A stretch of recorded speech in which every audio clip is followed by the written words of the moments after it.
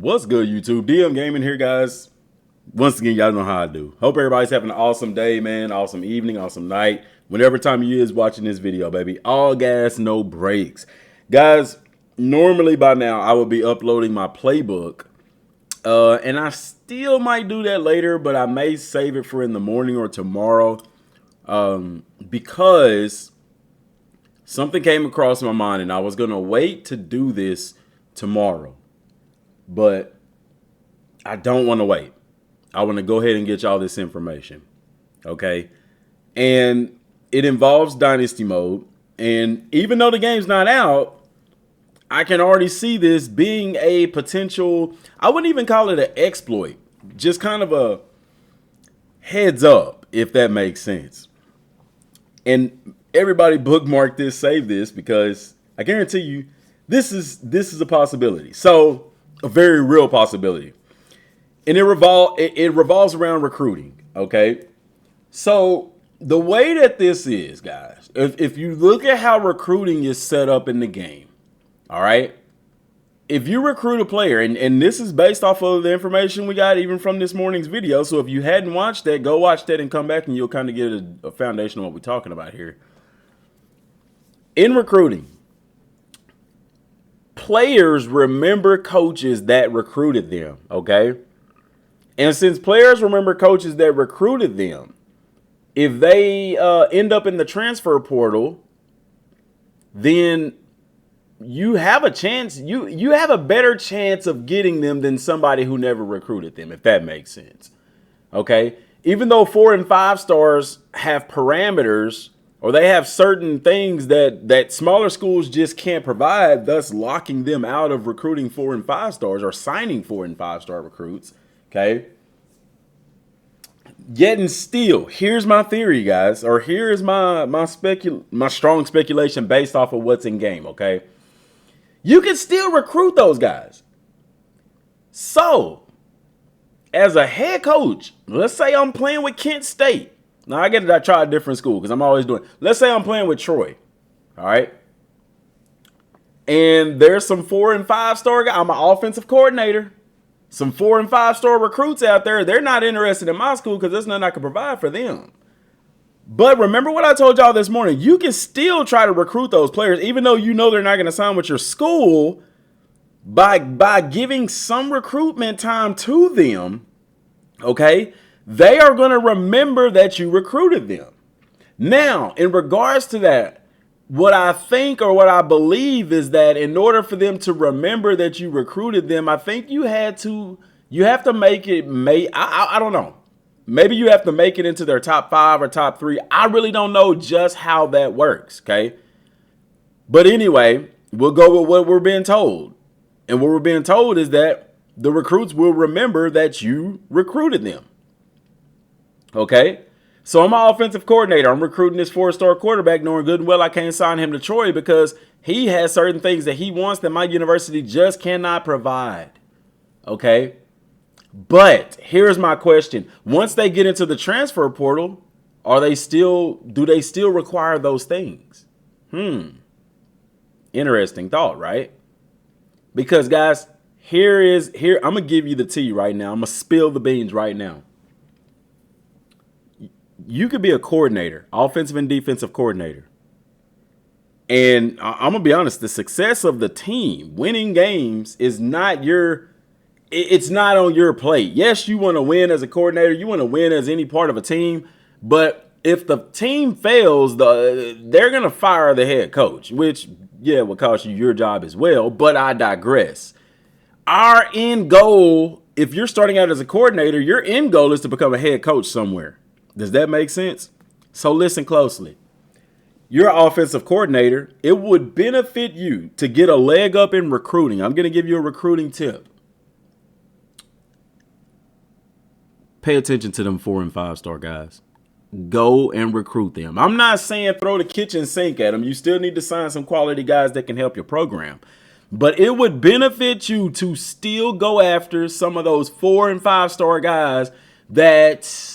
Let's say that maybe you fit a lot of what they want, but remember, you're still going to be locked out of some things. Okay? Go recruit them anyway. The reason why, okay? Let's say you leave that school and go to a different school. And let's say you leave Troy and go to University of Miami. Now, all of a sudden, you're at a big enough school that you could provide some stuff for those 4 and 5 star guys. And like I said, this is a big risk versus reward kind of deal. But if those players were to go into the transfer portal, remembering that you recruited them, guess what? Now you might got easy access to a 4 or 5 star guy. Now, what I wonder is, the big question to me is, you might say, well, DM, why don't you just stay at the school that you're at? And if they get in the portal, you can get them. Because I don't know that if they are in the transfer portal, if they can still, let's say, I want to go to the NFL. Maybe that's their lockout deal. And you being at the University of Troy, you can't provide that because you ain't sending nobody to the league. What I wonder is once they're recruited and signed to a school and then they enter the transfer portal, is that still a locked out deal? Does that make sense, or does it change? Because one thing Matt Brown talked about in that interview that we watched this morning is that he mentioned that once they were on your team, you're going to need to pay attention to your roster because there's going to be different things that players want to keep them happy from transferring. So maybe this guy who wanted to go to the NFL signs with this team and they're not playing him. Now his biggest concern is playing time. If that parameter that the small school could not overcome because they're a smaller school and just can't provide it no longer exists, then maybe if you're still at that small school, hey, now you got a chance of signing this 4 and 5 star guy. Okay. So that's scenario number 1. Scenario number 2 is you recruiting this guy's offensive coordinator. You're knowing you're not going to get him at your school. You're recruiting these 4 and 5 star guys, knowing that you're not going to be able to sign them at your school. But with the long-term thought of I'm going to go to a bigger school in hopes that at least one of these players enter the transfer portal. And then, hey, now I got some big time guys coming to my program because they remember that I recruited them. Now, like I said, from my understanding, I really believe that this is going to work. Them remembering you would probably mean that you would have had to make it into their top 3, maybe top 5. Because if the way that I'm thinking, I'm like, bro, that's a major recruiting exploit. Hey, I can just hop on to Kent State for a bunch of years and just throw the kitchen sink at 5 and 4 star guys so they remember that I recruit them when they end up in the portal, then they come to my school. I'm pretty sure somebody at EA had to have thought about that. And if they did, I can see them putting a limit on that to say, hey, yeah, they'll remember you, but you need to have been in their top 3 or maybe top 5. You know what I'm saying? Because let's be real, if a player is going to remember that, hey, this guy recruited me, you're going to have to do something to stand out from the rest. And in order to stand out from the rest, it would make sense that you would be in their top maybe 10, maybe 5, maybe 3 school. I don't know. But what we're looking at here, guys, is before this game is even dropped, we are already looking at a potential recruiting exploit. Now, it's going to take some time, you know what I'm saying? And it's a big risk versus reward because, yeah, you could devote those points to recruit this player, but unless he enters the portal, it does you no good. And even if he does enter the transfer portal, it's still not a guarantee. But I think if they remember that, hey, he recruited me, you got a better chance. So, like I said, I want y'all to think about that, man. I think we are already looking at a potential exploit. Now, I'll summarize that again because I kind of went on a tangent. The exploit is you be an offensive defensive coordinator at a smaller school or whatever school for that matter. And you devote some recruiting time to some 4 and 5 star athletes that way they remember that you recruited them. That way, when you hit the portal, if they hit the portal and let's say you're a head coach somewhere or maybe even still a coordinator, now you got a leg up to recruit those guys. I say that this is an exploit because I can see it's more for like a smaller school. Because if you're at like a Miami or something, guys, you'll be able to sign 4 and 5 star recruits. Now, if you're at a Kent State, Louisiana Tech, Central Michigan.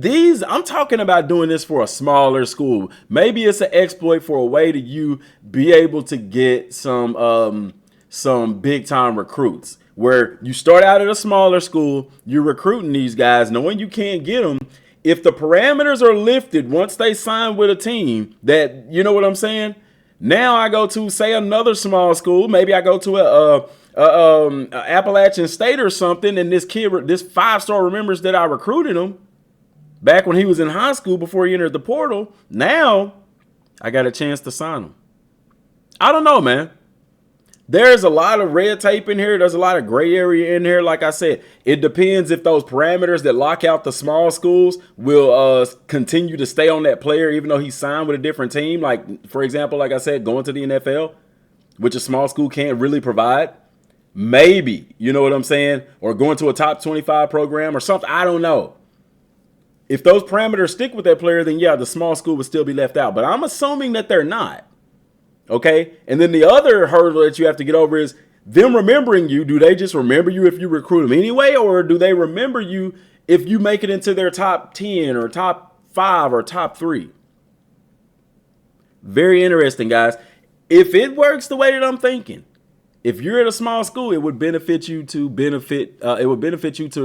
put some recruiting points towards some of these players that you know that you can't get. Because, like I said, if they end up in the portal and those two hurdles that I mentioned don't exist, hey, you may have a way to be at a small school and sign some 4- and 5-star guys. It's gonna sabotage your program though, because you better make sure you get the guys you need first before doing this. Because if not, then yeah, you're gonna end up with some bad players and you ain't gonna win nothing. But hey, if you had a losing program, it ain't gonna matter anyway. But I have to digress. Let me know what y'all think down in the comment section down below. Like I said, guys, I may still do the playbook later on tonight or something like that. I probably will because I need to get y'all that. I'm not going to break away from the norm because of this. I just wanted to get this to y'all because why wait? Why make y'all wait? Till next time, y'all. Thanks for watching. Peace.